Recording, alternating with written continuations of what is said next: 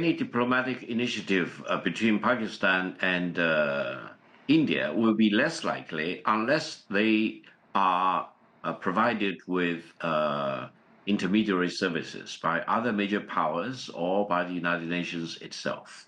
So I think it is the real time for all the relevant countries to scramble into immediate action to call on both India and Pakistan to take the right action. The relations between China and Pakistan are ironclad brothers and sisters relations. We really support each other.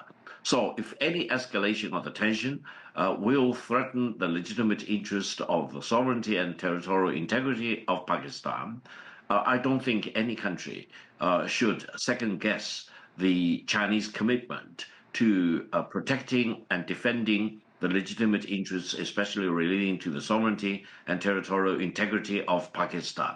So it is time for all the relevant parties to scale down their action, to calm down, to a ceasefire, rather than to try to think about using guns to solve whatever problems there are.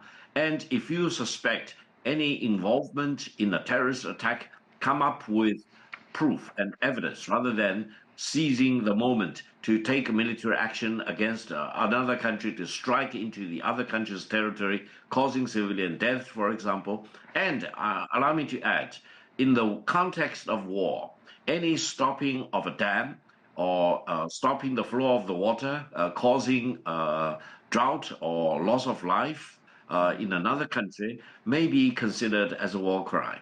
And in a non-war context, any such action causing tremendous amount of hardship or loss of life or difficulties, etc., may be considered as a crime against humanity. Right. Therefore, I call on India to really use the maximum restraint and wisdom and reason and rationality, rather than using such extreme measures, which are causing tremendous amount of hardship for the civilian people in Pakistan. Right. It is the wrong thing to do, and it will be condemned and dealt with eventually whenever the dust settles.